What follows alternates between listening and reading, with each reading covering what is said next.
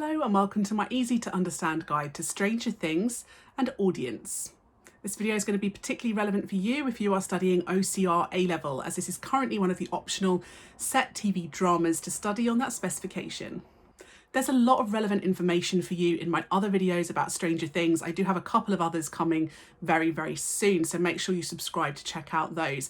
This video, however, is going to focus primarily on audiences.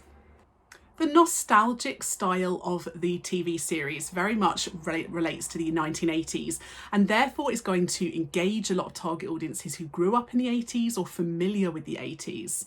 Those intertextual references to 80s films like E.T., is really going to bring in those fans of that kind of style of film from their childhood. A lot of young people might not get all those intertextual references to the 80s, so might not understand it, and they might see the show as being quite old-fashioned, even though that's kind of the style. All those intertextual references as well do make an audience feel quite clever and smug if they recognise them. It makes them feel like they've spotted something that other people might not necessarily get. There's also quite a lot that would target a younger audience as well, so the fact that the main protagonists are children or teenagers is a great way of targeting a younger audience. Some audiences reacted quite badly later on within the four series to the sexualization of the child characters. So the moment when 11 has a kiss at the kind of school prom, this idea that audiences felt like it wasn't necessary. These children were just nice child characters, but they felt that the producers unnecessarily brought sex and relationships into it for the sake of entertainment. And the fact that these children were so young playing these characters at the time, perhaps sort of 12 or 13, people just felt like it wasn't necessary. So there have been some bad reactions to things within Stranger Things. There's quite a few strong male characters in the show that might appeal to a male audience. The fact that, all of the boys, certainly in series 1, are male, the kind of group of friends there, until 11 comes along. Perhaps targeting young men who might see the boys as sort of role models, or who'd be able to might identify with them. Maybe they were like them when they grew up.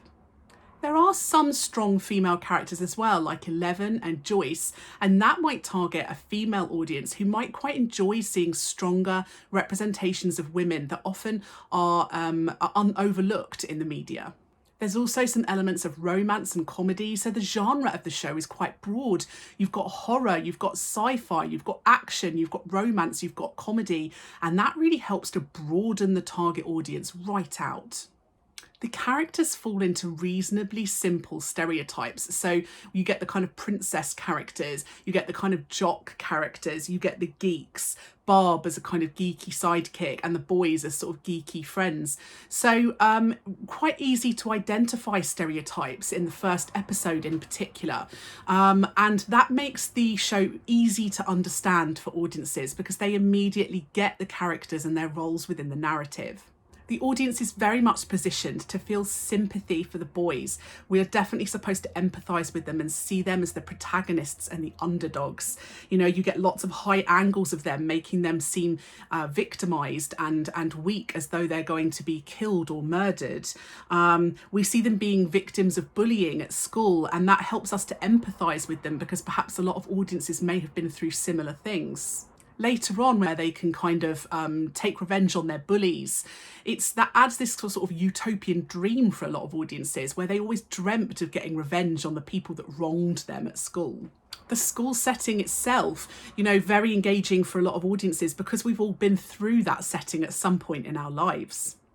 There's lots of enigma within the show, which would really intrigue an audience. Lots of unanswered questions. Who is 11 and where is she from and why has she got these powers and what can she do? And, where's Will and is he going to come back? So lots and lots of enigma codes within the series and within episode 1 in particular.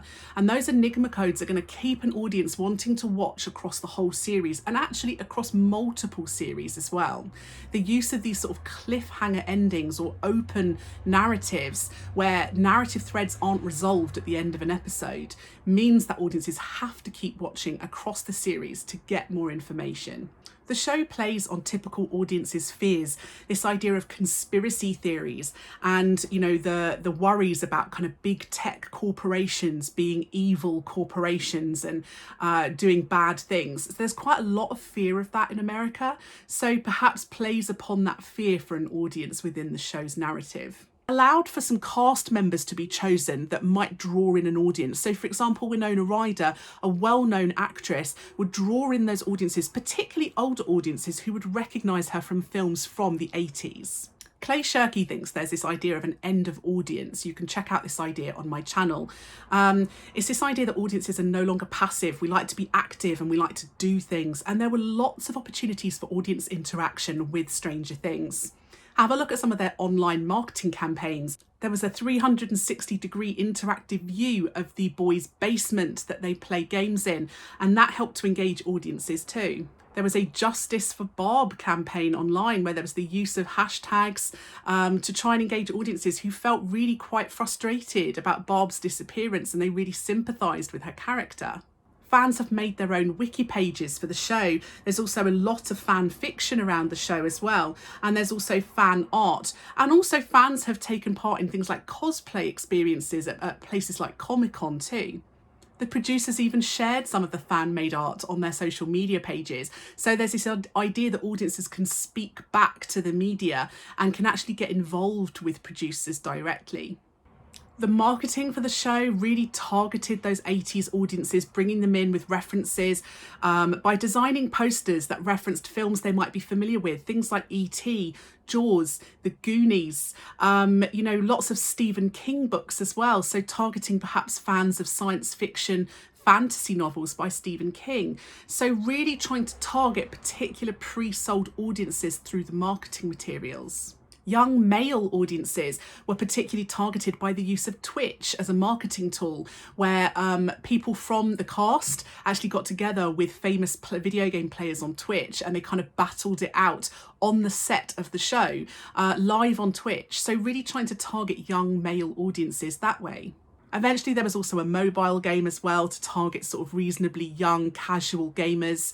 And there was also Lego released for Stranger Things too. So again, targeting a reasonably young target audience. They also had Stranger Things skins available on Fortnite. So they did have promotions on there as well. So again, a lot of marketing materials aimed at targeting a reasonably young male target audience.